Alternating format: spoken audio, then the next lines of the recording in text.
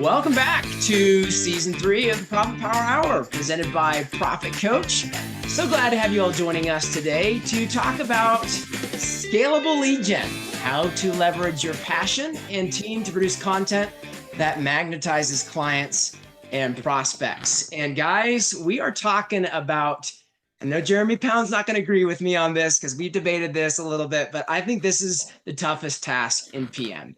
Lead generation is one of the hardest things that people try to do. And we want to get really practical. We want to help maybe remove the guilt trip that some of you may experience around marketing and content and should I be doing a podcast like those guys are doing? We want to make this really practical and help you walk away with a sense of empowerment to help you leverage your passion and your team to produce content that magnetizes clients and prospects. All right. We hope you are going to be able to stick around here for the duration of the webcast. And we always like to interact with you guys as much as possible. So jump into chat and tell us where you're tuning in from. And it's a new month. It's a new day. So this isn't an old question. What's one thing that you're grateful for today?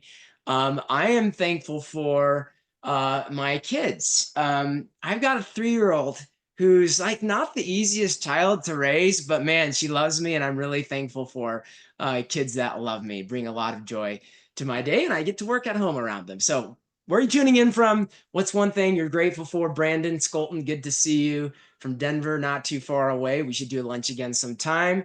And Jessica from Nicaragua, grateful for your family. That's fantastic. All right.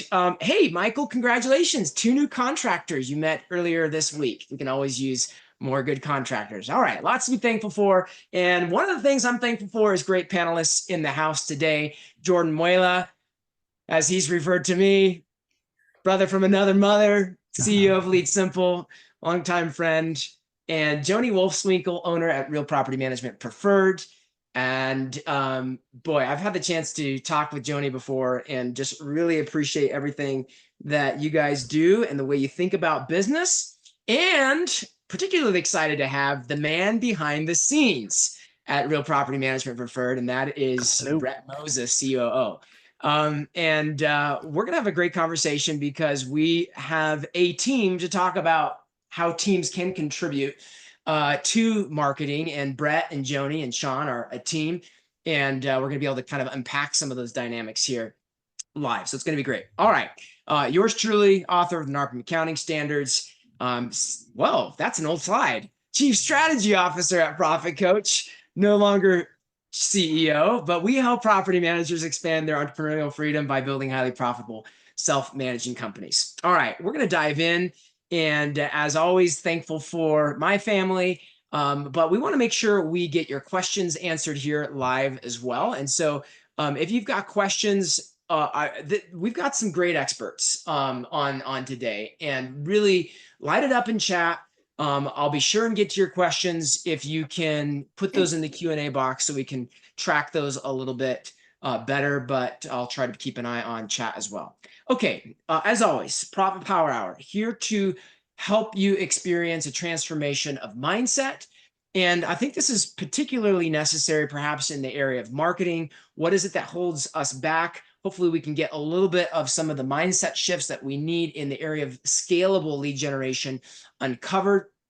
And then where are we operating in fog? How can we move to financial clarity, marketing clarity, from sort of, I hope it works, I hope I get enough leads, to predictable growth and ultimately benchmark success. All right, are you ready? Let's dive in. So I want to set this up a little bit with a poll, and I'm just going to go ahead and launch this poll. And Jordan, I'm going to pop a question off to you. And Joni, we can't see your video, so when you can, if you have a chance to turn that on, that'd be great. But I'm going to pop a question to you, Jordan. We've just put this poll. What is your greatest challenge in lead generation? You've been in the lead gen space for a long time, both as a business owner, right? But also as the operator of CRM, now turned workflow solution. how have you heard people interacting around this question, and what have you what do you hear in that in answers that you get to this question about people's mindsets around lead generation?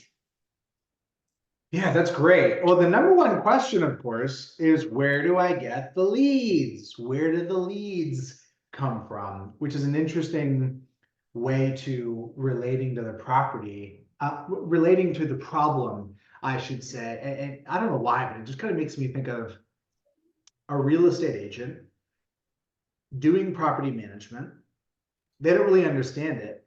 And the real estate agent asks, how do I manage the properties? Like I'm just trying to get the properties managed, as if it's like this kind of inconvenient thing to get out of the way to get on to like a more primary thing. So the main thing is really this skill acquisition component, recognizing there's skill, capability, and there's a business function to be stood up and managed and welcomed into the organization, as opposed to treating it like an inconvenient fact of life and attempting to swipe a credit card to make it go away. That's probably the biggest kind of dichotomy that I see people go through. Awesome. So let's go and throw up the results there, and we've got 15 people, 15% saying, "Hey, knowing where to start." So hopefully we can give them some good ideas here. Knowing which mediums channels to use. We've also got people saying, "Hey, qualified leads," which sort of sounds like kind of restating the challenge, right? Like, what's your biggest challenge with getting leads? It's getting leads. Yeah. So. Joni, how about for you guys? Talk a little bit about your journey, just high level with marketing and growth, and maybe what you've experienced in terms of greatest challenges along the way. How do you answer this question? I think probably the greatest challenges that we have is just staying focused on all the lead generation opportunities out there, right? I mean, we try to do a lot of the inbound marketing and content creation, but that's not all that we can do. We have to do everything to stay in the game, right? So focusing on all aspects of it. Okay, now that might sound a little overwhelming. What do you mean by that? Like focusing on everything? That doesn't sound like focus. Unpack that for me a little bit. I guess I'll break it down into kind of 5 key opportunities that we really focus on. And so focusing on the inbound marketing, but then also focusing on the referral marketing, right? And I think a lot of times we overlook the referral marketing, really leveraging your existing customer base. I mean, if you're providing a good service, then why not ask for those referrals? Each customer is probably worth about 3 to 5 referrals. So why aren't we doing that more of that, right? And then we also, kind of focus on our networking events, right? Just staying focused on that. Partnerships and collaboration. So your realtors, your attorneys, your IRA companies, and then last but not least, but the cold calling as well. So that's kind of what the 5 things that we kind of focus on. Okay. All right. So that's really helpful. How to keep a broad perspective of marketing consistently instead of like, hey, this is my one thing and this is what I do. Right. So what I want to do is just frame this conversation just a little bit more, because I think what people really want is we want consistent growth, right? When it comes to growth, we don't like the up months and the down months. We want predictability. And here's just a little bit of a look at the data in terms of what people are adding. The average number of units added per month in this industry is 7, right? So like, wow. This is a really significant opportunity. People in the high growth end of the spectrum are averaging 10 to 26 units per month. And so we see this and we're like, wow, okay, this to me, this proves that like this isn't a native skill set in this industry, right? And oftentimes we don't take a very scalable long-term approach to this. And so I think just one of the good questions to ask right out of the gate is like, is your marketing scalable? Like, how to evaluate your marketing effectiveness? Is it scalable? Are your various marketing channel scalable? Is your message scalable? Is your marketing team scalable? And so that's kind of the high level perspective that we want to look at this, because we're trying to answer this question. How do you get consistent month over month growth that looks like this? You go from 400 to 800 organic units in the period of a few years. That's kind of the dream. And so what I want to do is let's just start talking strategy here for a second. And Joni, I want to kind of pitch this question to you because you just sort of talked about this. Like you said, hey, there's all these different things we can do. Can you like give us some of your thoughts on prioritizing lead gen strategies? How would you kind of describe the hierarchy of opportunities? Yeah, like kind of, this? I mean, basically what I just went over, right? When I look at it, I look at, inbound marketing would be number one, right? Strategies around that could be SEO marketing, the content creation, social media marketing, right? All of that kind of is the inbound marketing. Then the second up, I think, would be the referrals, right? Reaching out to your existing customer base and getting those referrals from your existing customer base. And then number three, I would say that would be your partnerships and your collaborations. So, reaching out to all your realtors out there, your attorneys, IRA companies, like I mentioned. And then number four would be our networking and events. And really, we have our BDMs, they do about 2 to 3 of those a week, right? And a lot of our partnerships come from the referral and networking events. And so we do, as little as BNI meetings, investor meetup groups, those sorts of things. And then last, I think it would be the outbound strategy. All right. Really helpful. Jordan, any color you'd put on that? Yeah, the right out of the gate, what sticks out to me is to always start at the bottom and work your way up. The top is more leads. It's typically where people tend to orientate. The reality is that many folks don't need more leads. What they need is more efficiency with a function that already exists. That efficiency looks like driving more organic referrals based on the quality of your existing service, asking for those referrals if you're not getting them, and improving the rate at which you close leads, which will improve the yield on any marketing you do, whether it's paid and organic. So specifically what that would look like would be starting with your onboarding process. At the very bottom, post-sale, how quickly and efficiently do you onboard clients? Above that, how quickly do you get the PMA signed? Above that, what is the speed with which you move from not just the speed, but the success rate moving from initial contact to close? Above that, how many folks that filled out a form on your website to get more information did you actually get in touch with?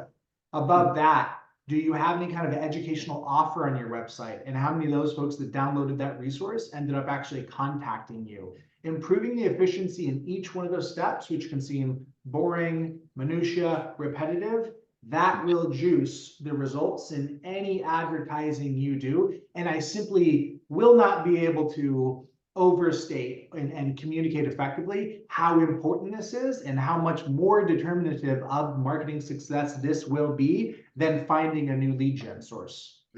You're absolutely. I want to kind of touch on that too, because you hit it right there, Jordan, on the onboarding process, because that's something that our team has been really, really focused on since obviously Lead Simples and the workflows has come out.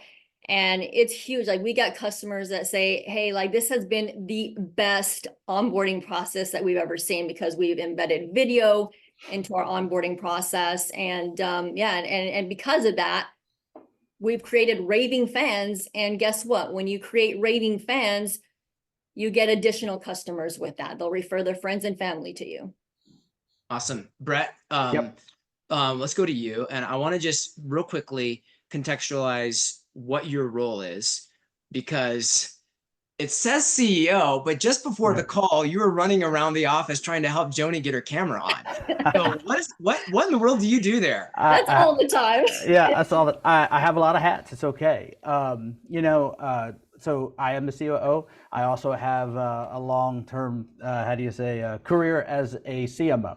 So on the marketing side. With that said, I was also in entertainment. So I produce our podcast. And with that comes, I guess, some technical assets that come in handy from time to time. And usually when a Zoom won't come up correctly, or, you know, we've had some trouble here. We were directly affected by that storm last week in Texas. And so we're coming through some of those gremlins that are still in our systems, whether it's the Wi-Fi, the connectivity, or electricity. So if we flicker a little bit, that's what's going to happen. So, but we persevere. But yeah, I feel like we're needed. But overall strategy is to help support Sean and Joni and all of the entities that they're involved with. Yeah, awesome. Okay, so I want to, with that context, I want to talk a little bit about playing the long game, because I think part of what we have when we think about sales and marketing is this like short-term impetus, which is I've got to make up revenue and close deals today. And you know, there are short-term strategies. But I guess what in your mind is the balance of driving short-term results versus patiently building unstoppable momentum over time? Again, this is a strategy. I love it. I love it. Okay, so channel diversification you can't talk enough about, right? Because if you get enough sources going, both short-term and long-term, and when you're saying short-term, I'm thinking like Google ads, things like that, things, social media ads, things that, hey, we're not having a great month. We need to put together a better month. It's the 17th, 18th of the month, and we need to make up some ground. Those are some things you can turn the volume up on and try to get some short-term help that way. The other long-term strategies, those blogs, things like that, the long-term nurture. When you put it all together, what you're trying to do is get 3 or 4 leads here, close a few deals here, and next thing you know, you're putting together a month with good, proper channel diversification, and that's what we do every month. And that's why we're able to stay consistent. You guys have talked about being consistent a little bit, and I think that is the key, because what happens, I think, naturally is you can panic a little bit, right? This channel's not working, we're spending too much, we got to bail on it.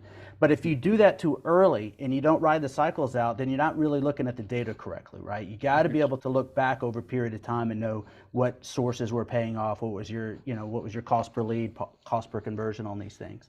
So I hope that answers a little bit. Having proper channel diversification, and then having some tactical maneuvers, if you will, to get to some short-term gains as far as door count. What can we do now? We also have our BDMs and our current marketing director and myself. We attend BNI meetings, chamber meetings, you name it, we're out there. And so all you're doing is trying to get an opportunity to get 3 or 4 doors per channel per month, and next thing you know, you're putting together a pretty good month. Okay, I like that. So breaking it down, and when we think about breaking it down like that, like just unpack that. What does that exercise look like for you guys? Are you literally like, hey, channel by channel, here's what we think we're going to get in terms of leads. What's the conversion rate? This channel is going to yield 4 doors. Like, what does that discussion look like for you guys? Love it. So yes, because I say channel diversification as if it's easy. Each one of these channels has their own nuances and specifics that make it work or not, right? Mm-hmm. And each one may have its own test. So you're split testing or you're running some tests to see how you can get the most out of that, for the lowest cost. And so that's what it looks like to us. When Joni says we do it all, we have a great team that we're able to look at everything. We look at KPIs, we look at the spend, and we really try to dial in. We audit our agencies that we work with often. If they're on with us today, we love them and thank you. But we do. We probably ask a lot more questions than most. We get real detailed into the nuances of what's happening with each campaign on every channel as much as possible, right?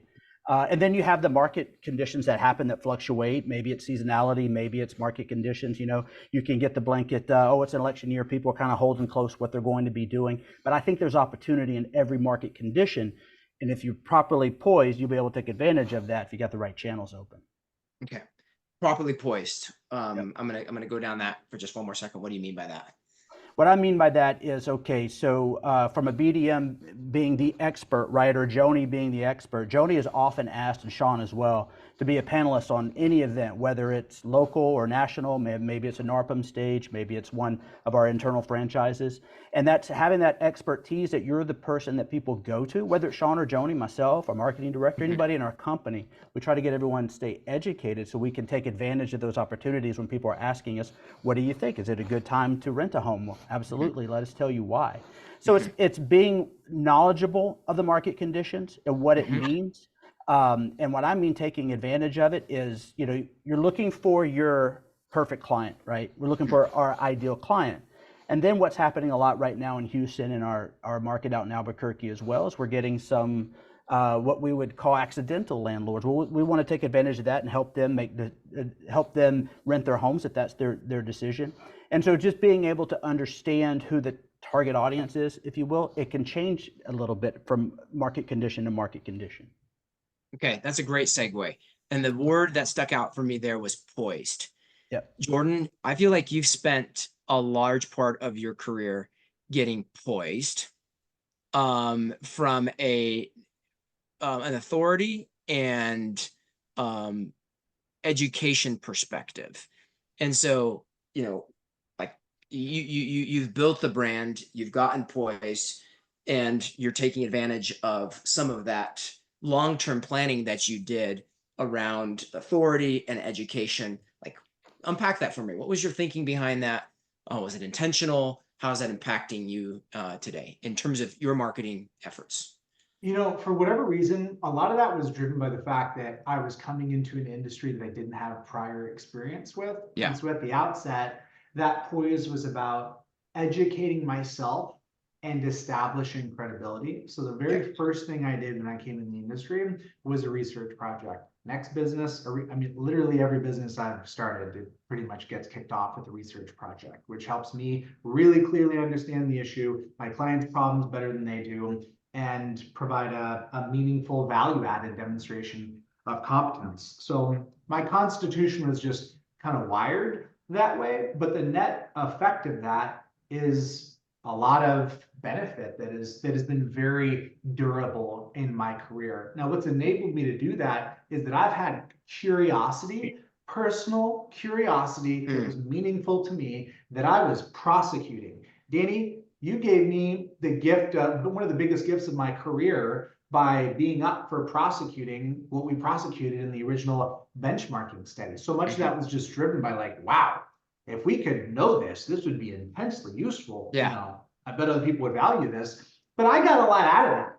So when I think about marketing in general, people relate to marketing very differently in general, but also based on medium, which is understandable. The way you should relate to running an AdWords campaign is different than running mailers, is different than BNI, is different than SEO work. It is different than doing content based on what it's going to do for you. You can think of it in terms of hiring a manager, executing a campaign. That makes sense. But early on, you're going to need to have some level of expertise. Back to the metaphor about the realtor knows nothing about property management and just kind of hires some people to do it.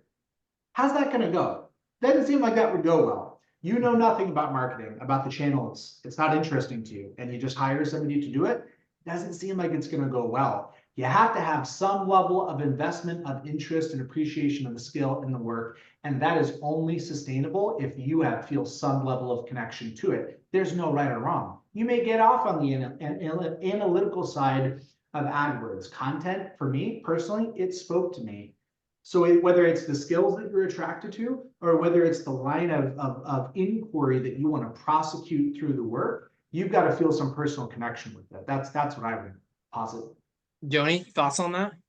Yeah, no, when you talked about the way I look at it is passion. I'm passionate about, building my brand. I'm passionate about building long-term relationships with my client. And so when I think of the long-term, that's what I'm looking at. Yes, it takes time to build a brand, and it takes time to build those relationships, right?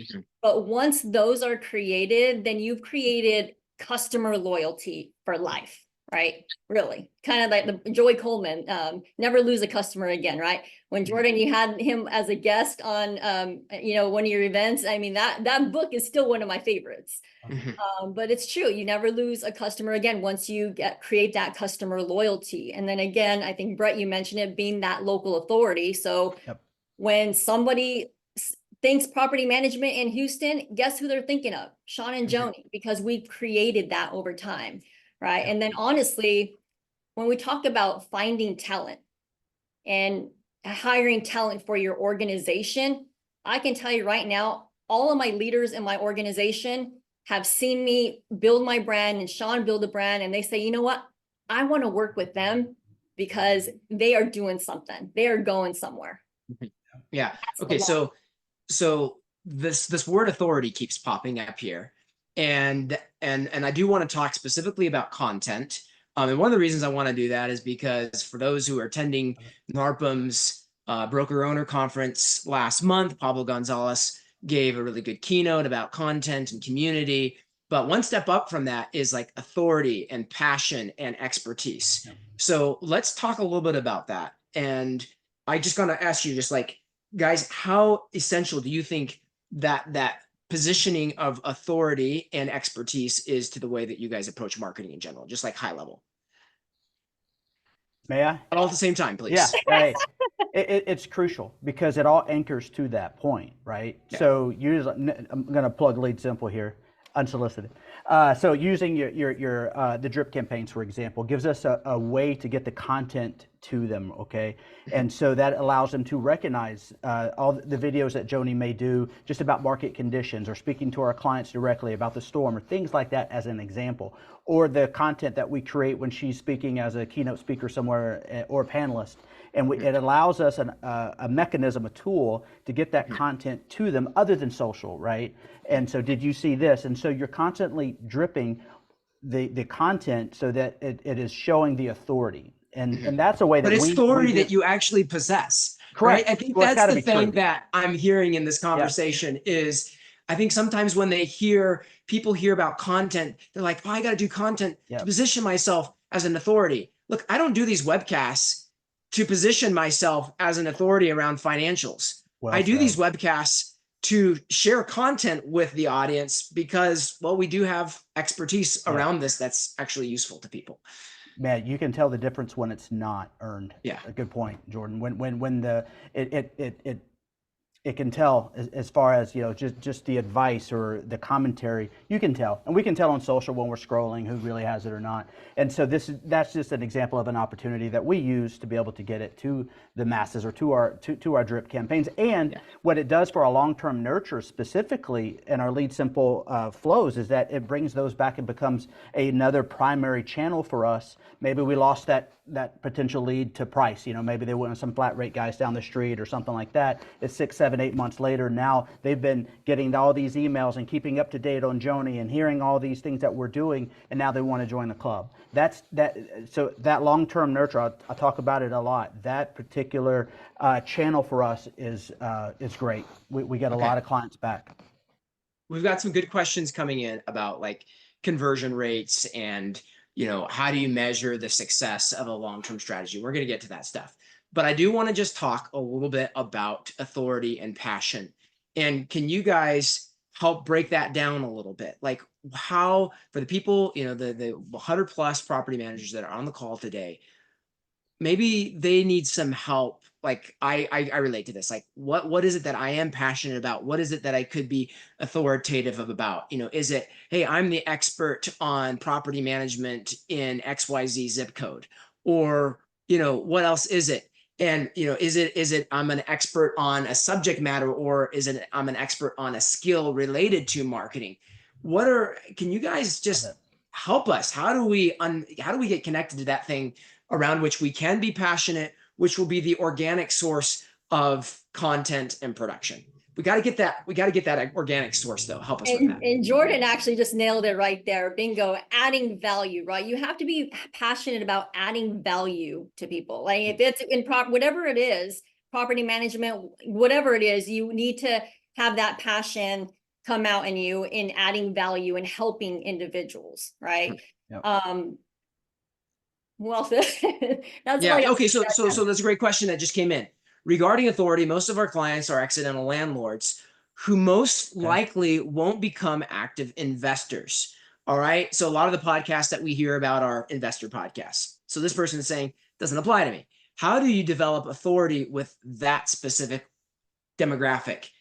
I think really looking at your messaging and number one, what is your vision and your mission, right? And your purpose, like really getting crystal clear on your purpose, like, and then from there, I mean, obviously you're not going to create the right message if you're not clear if you want to work with self-serve landlords or commercial property management, your messaging is going to be all over the place. So get crystal clear on your purpose is number one. Joni, I'm gonna interrupt you and I'm gonna push you on this a little bit. Yeah. One, what is your purpose at Real Property Management Preferred?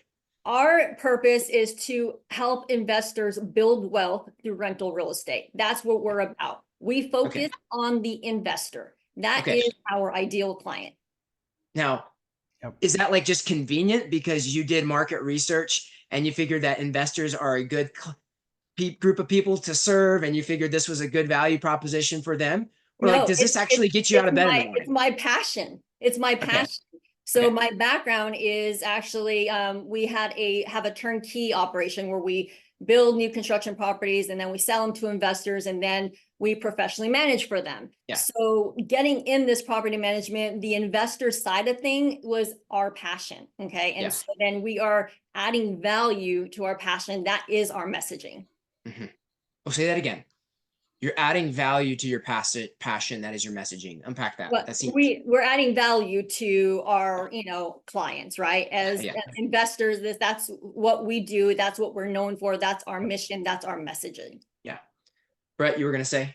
I was just going to add to that. So yes, we have a lot of the accidental landlords, as you say, and because of the way that we try to give them the content and treat them, not much different in our CRM than our investors.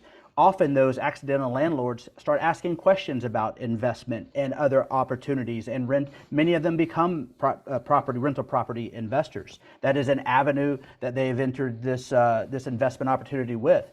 And at the same time, one of the things that we also make sure that we do is we give specific education. Maybe it's our BDM talking about, if it's an accidental landlord, the dangers of going self-management, right? All you got to do is do a Google search to see some national news right now about squatters and how dangerous that can be. Also about applicants and the fake documents that they're bringing to the table and IDs and all those things. So you need a trusted authority, a respected property management company to have your back. And that's how we position our presentation to the accidental landlord. Jordan, how do you find your passion? Thing you can communicate passionately with authority? I find this is a matter of perspective. It's a point of view. It's not an intellectual exercise. It's not right, wrong. It's just the thing that you're really passionate about. And what I see over and over in service-based businesses in general is some cynicism. People thinking or wondering, it's just property management. Could I even have a point of view? Is that real? And the reality is, it's completely made up. Your unique perspective, the way to get at that is, what perspective do you have about property management that differs from your peers? What are your strongly held beliefs about the industry, about how property management should be done? What can you talk about impromptu? Whatever that is, that's it. It doesn't have to be shiny. It doesn't have to be fancy. Is it real? Do you have real conviction? Is it important? Is it material? Not some sideshow novelty issue. Yeah. If it's real, if it's your felt lived experience, and if it matters to you, people, a subset, not everybody, a subset of people will resonate with that, and you will be the person for them, and you will not be the person for other people that don't give a rip or that think that your views are wrong. And that's perfect. Yeah. That's wonderful. Just ask the question of yourself, polish it up, like think on it, give yourself permission to really massage that idea, to build some content around it, and just have the courage and the boldness to say it. I want to add, I was talking with Mark Ainley. I think everybody on the call knows Mark Ainley. And not everybody, like you guys, GC Realty, phenomenal marketer. And I was talking to him about this, and I took some notes. He couldn't join us today because he's in his L10. And he needs to move that L10 because I can never get him on this show. But he says, authenticity is what gets people excited.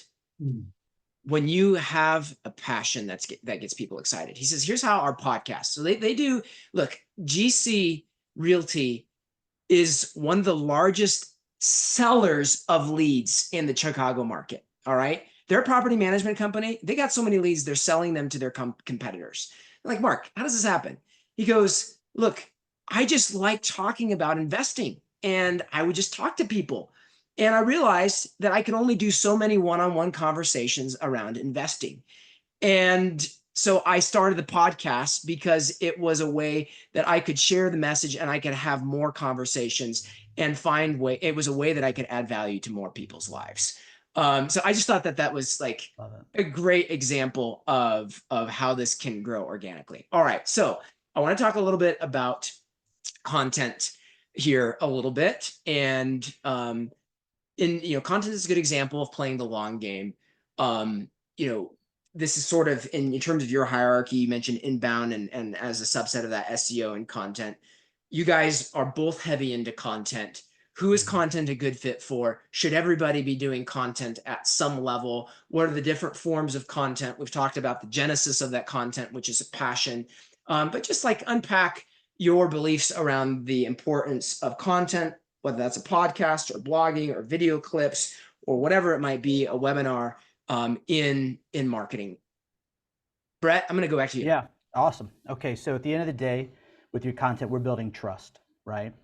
We're presenting ourselves as the authority, as we're saying, and you're building trust, and that content has to build trust. So yes, I think that everybody should do it at some level. It could be that you utilize something like BombBomb just to speak to your clients or speak to your potential leads, or you can do something as large as a podcast or pursue speaking engagements and panel discussions and those kinds of things at major conferences. That's all helpful, and so we're building trust, and then we got to then transfer that trust through a mechanism, whether it's your phone, whether it's scrolling the internet on a computer. And so that building the trust, I think, is the ultimate goal, right? It's got to be authentic.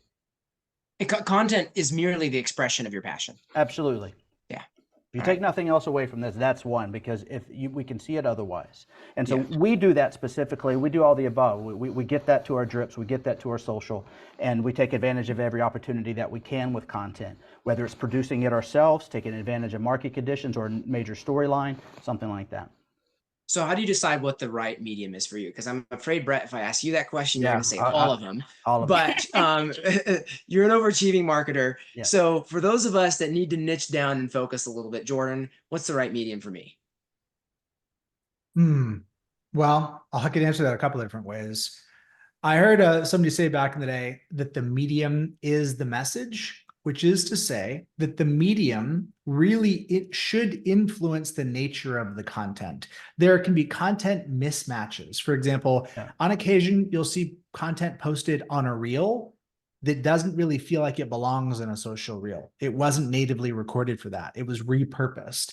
So my thinking is probably more to do with the medium of the production and the recording first, like get what's most comfortable there, and then pick the medium that matches it. So the medium that's going to be most comfortable for you, just remove the friction to where you can get to the point where you're effortlessly creating the content, and then make the production and distribution the secondary consideration. That's the more practical consideration. And I would encourage folks that are newer to think about that. So what's a setup where you would be comfortable doing it an hour a week? Is that sitting in a podcast studio? Is that a Zoom interview? Is that recording something on your phone? Is that voice notes? And there's a lot of different options.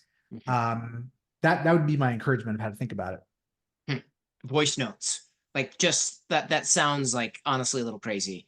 So just put some teeth on that. Like, how could that actually work? Yeah. So it's like I'm walking down the street and I'm like, oh man, this is a great idea. Memo. What do I do with that? Yeah. So with any of these, there's going to be a chain between the recording and the production. And to the degree that you can decouple that, I have found there is success. When I am the same person coming up with the idea, thinking when to schedule, sending out the invite, recording the content, uploading the files, posting, that is hell for me personally. Other people may love that. For me personally, that blows up my creative energy juice flow. What I can do is just channel and presence myself. So in that if you have the resources around you, that would be easy. Let's say you're working with a freelancer, you're recording the voice notes, and that becomes a podcast. You're recording the voice notes. Those are transcribed into blog posts. Yeah. You can work with somebody else that can take your rough nuggets and polish them up into something else, repurposing them, or just chop it and remix it. Joni, can you relate to any of this? Oh yeah, absolutely. So I'll kind of take it back because when I first started getting passionate about content was 5-6 years ago. And actually we met Brett. You probably haven't heard this story, but we met Brett in Mexico, right? And that's how we hired him. We were talking about content creating and actually starting a podcast. And so he was actually looking to move to Houston. We're like, great, this is an awesome fit. And so that was kind of our first thing that we started with was our podcast, right? And so we just got really, really consistent with, dropping our podcast once a week, every Wednesday, right? We were committed to that.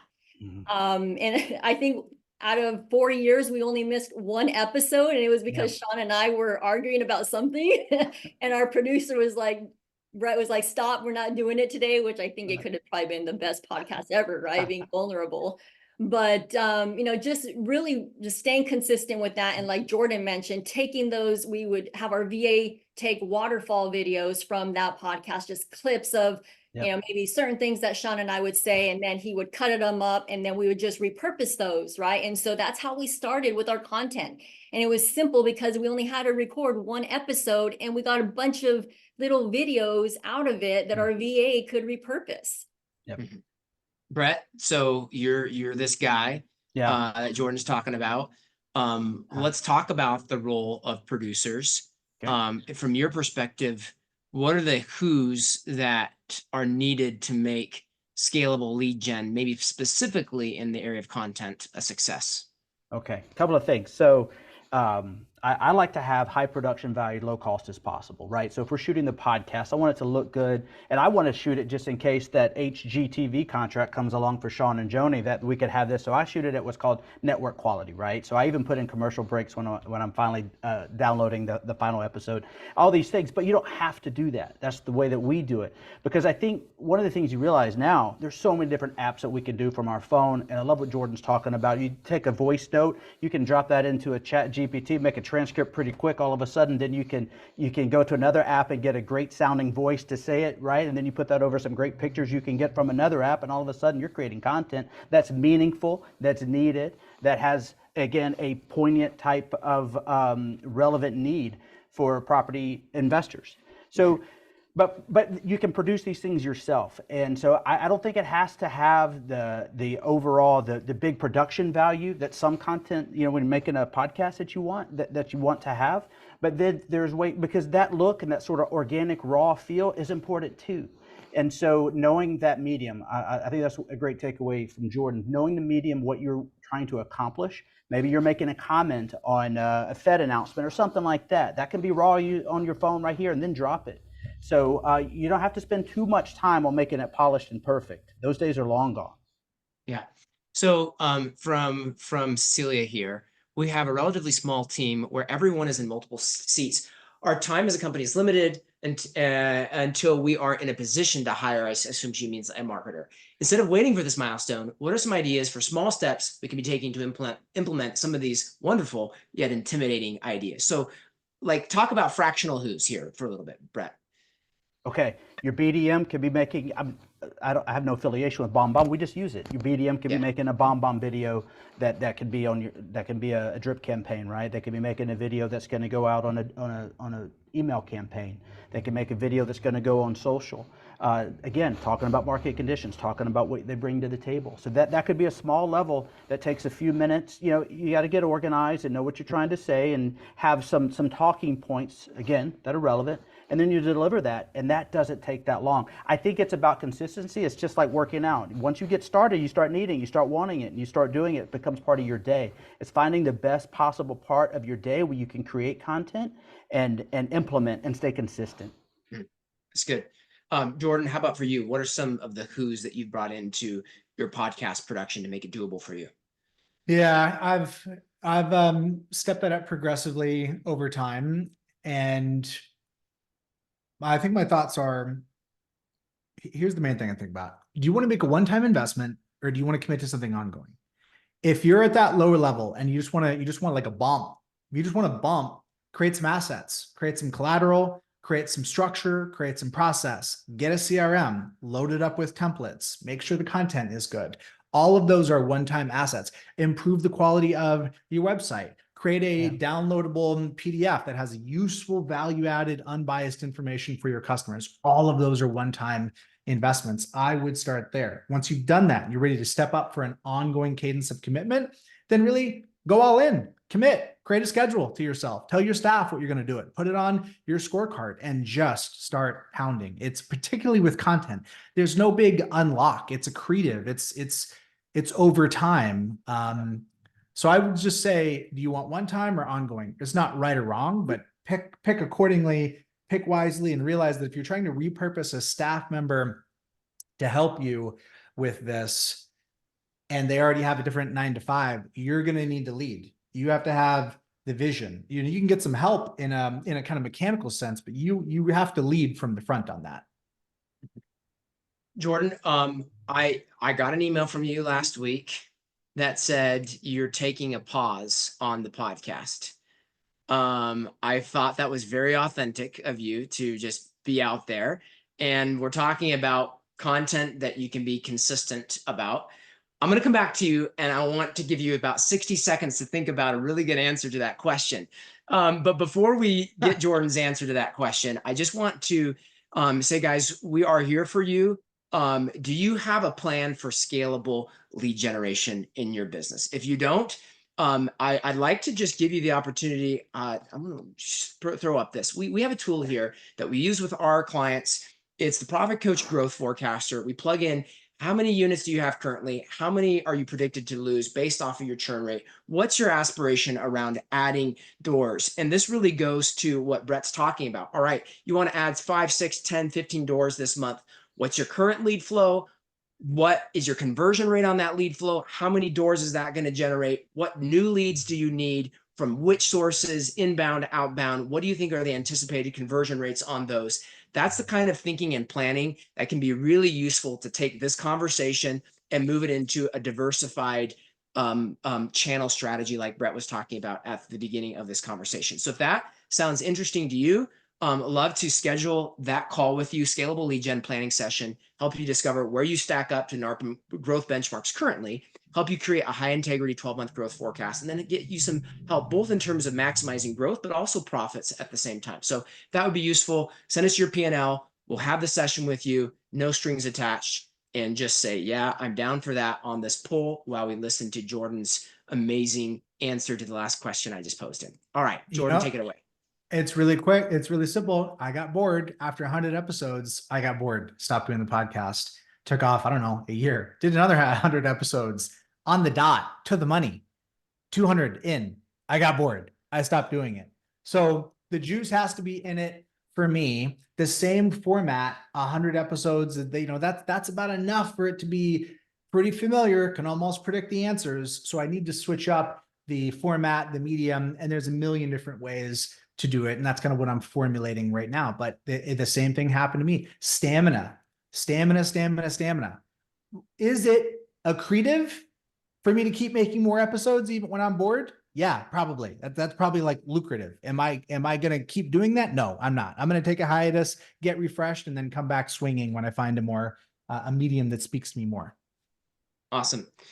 Joni, have you ever gone through a passion slump? Can you be honest with us for a moment? And maybe the honest answer is never.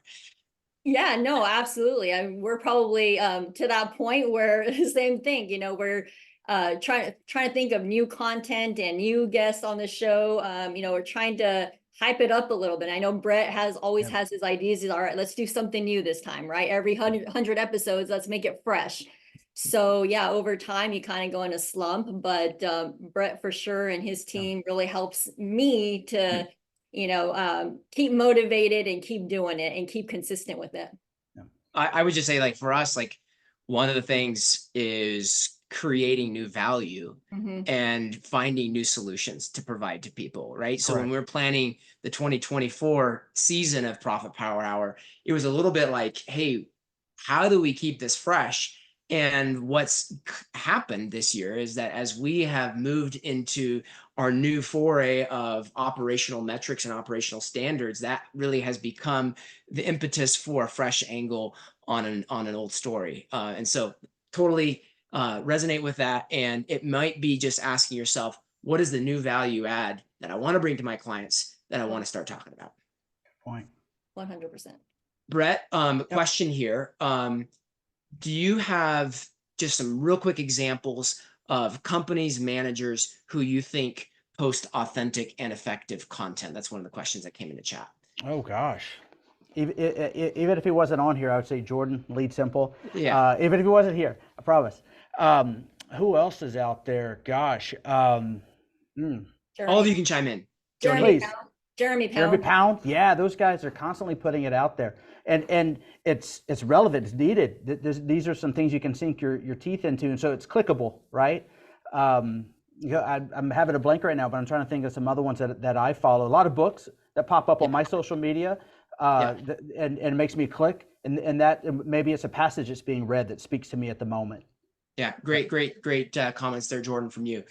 All right, another question that came in here. Do you guys have any advice on managing a BDM who's working these channels and closing doors? It seems to me that we are constantly having to redirect them on our message, on our process, but they keep closing doors.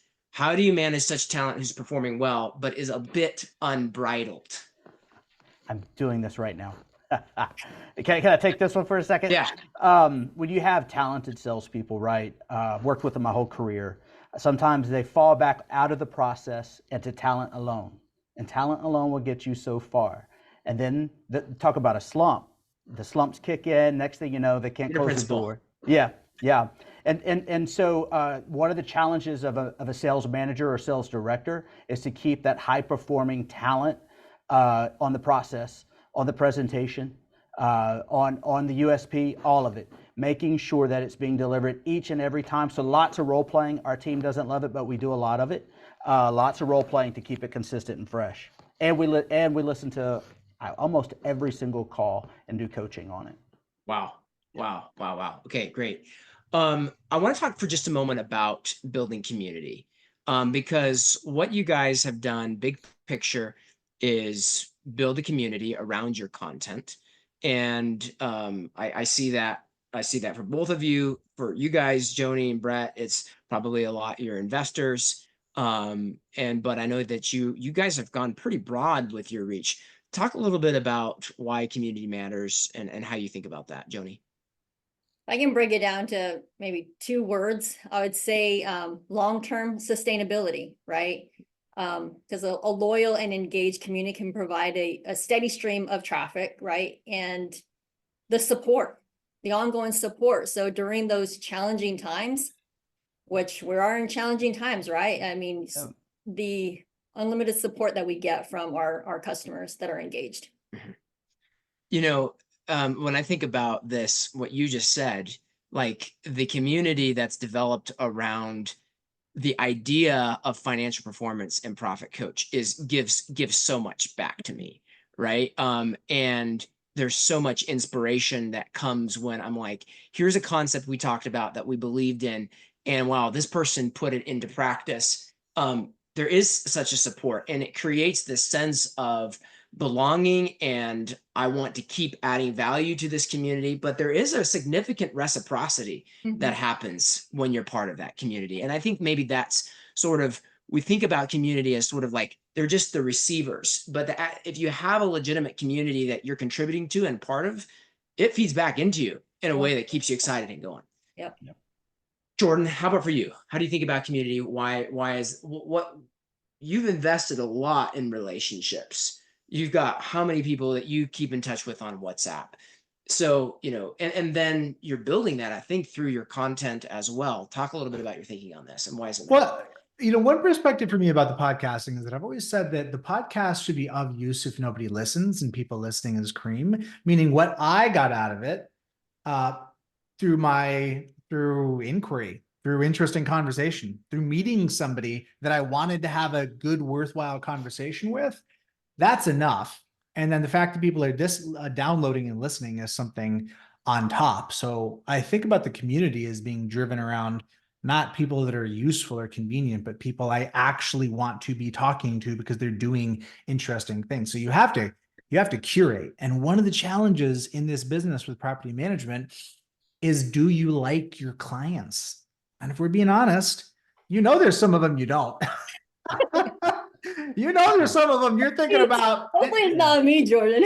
Yeah, you want to transfer to Mr. Click. That's Yeah. okay. There's always going to be a minority of friction, but on the whole, if you could meet all your clients for dinner and host an event, is that exciting? Is that panic? Is that dread? You know, tune in on that. And I would suggest that that has more to do with how you're holding it, how you're structuring your business, the boundaries you have in place, et cetera. Because for the vast majority of people, that could be a really strong, positive conversation if you craft it and you curate it well. But that's why it has to be about conversations that you find interesting. Because when you talk about stuff you find interesting and it resonates with those people and they come back to you, that's where the magic happens. Not humoring people with useful lead gen conversations that you think are boring. Brett, Yeah. from a dollars and cents perspective, how does what Jordan and Joni are talking about actually result in more leads and more doors? Josh, I would say that targeting specific subject matter and property management, it's so rich, right?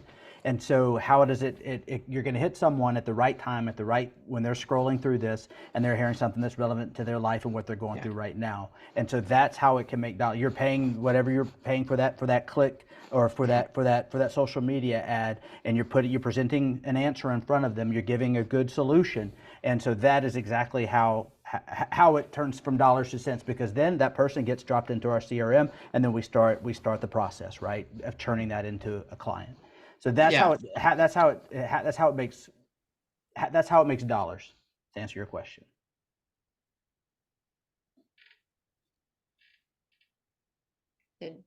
It's like he froze up on us. Yeah. He's here he comes. All right, I'm back. But I think the thing that's coming up for me on this topic of community is the fact that it's relationship, right? And people buy from people they like and trust. And there's a significant sense of relationship that develops as a result of having these kinds of value-added conversations where people feel like they're part of something, even if they don't buy from you. And then when that moment of need comes, you're the first solution that they think of. Let's talk a little bit about results as we wrap up here.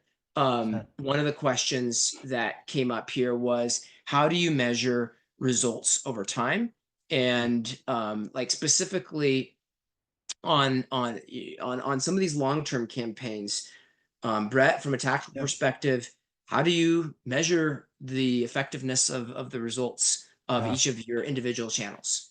We have every Friday or every other Friday, we sit down and we go through all the numbers, all the sources, all the channels, and we look at the spend versus the lead versus the conversion, and what is our door count for the month.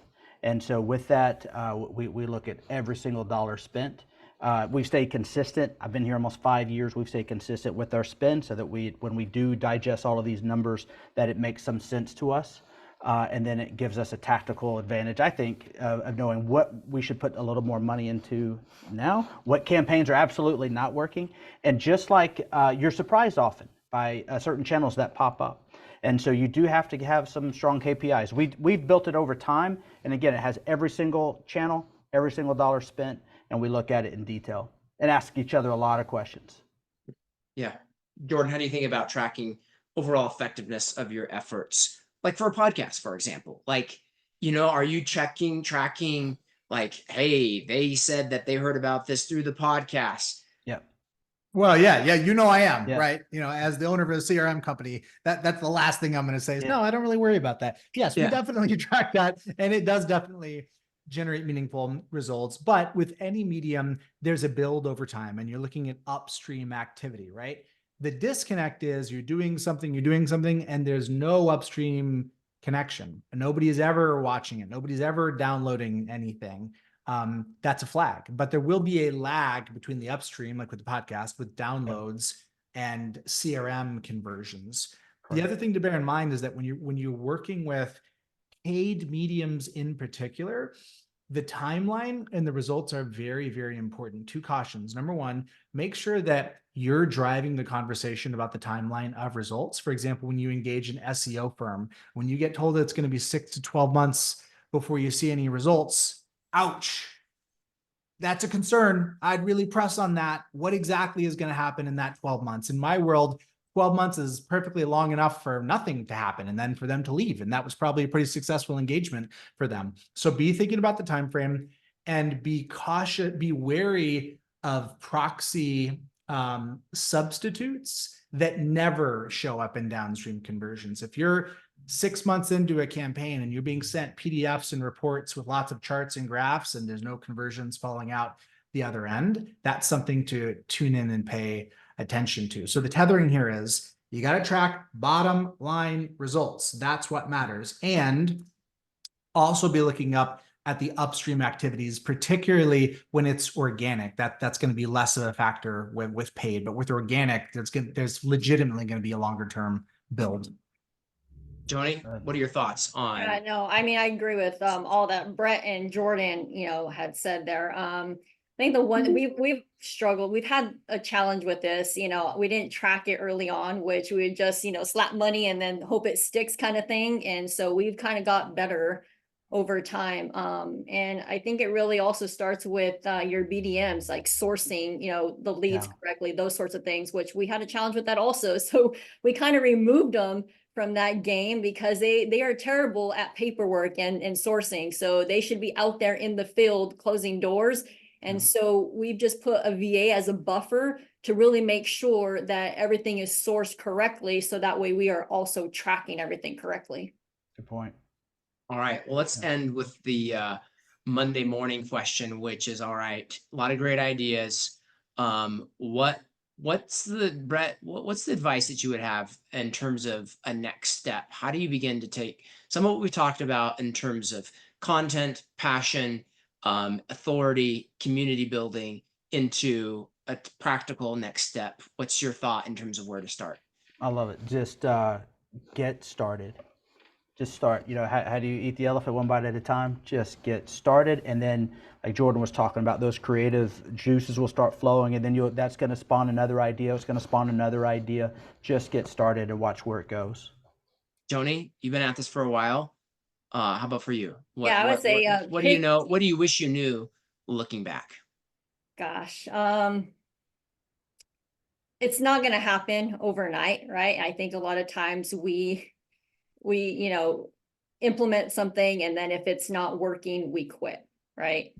Guys, it's not going to happen overnight. Pick one thing, stay committed and stay consistent with it. Schedule it in, whatever that, if you're going to do a podcast, or if you're just going to commit to doing a video a week, whatever that is, schedule it in and keep consistent with it.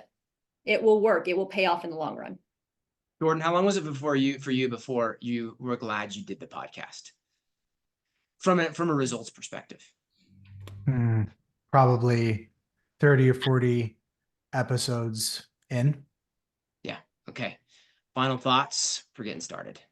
Yeah. Final thoughts would just be to be honest with yourself. You're hearing this webinar, a lot of excitement. Recognize there's a difference between curious and committed. A lot of things I'm curious about. Very interesting. Meditation, as an example. Commitment is something different. Commitment means I do it. So are you curious or committed in this conversation? Honest answer. It's no bad, no right, wrong. And recognize that if you're committed, your commitment is all that matters. Your intention is the whole shoot and match. The how, the mechanism, it's a distraction, because the assumption is that that's really where the breakdown is, and it's not. And when you commit and when you have the intention to make this a priority in your business, the resources will show themselves. Call me, shoot me an email. We'll talk. I'm happy to jump on the phone with an hour and talk shop about marketing. But intention is the number one thing. That is what will determine results here. And that's how you know this guy has a passion, because he just said, I'll talk with you about it. Yeah. Because he just wants to. Yeah. All right. Yeah. Awesome. All right, guys. Thanks so much. Up next, Wednesday, June 26th at 12 p.m., episode 6 of the 2024 Profit Power Hour. And in the meantime, thank you, everybody. And especially thank you, Brett and Jordan and Joni, for joining us today. Fun. Really great conversation. Thanks, guys. Go get it, crew.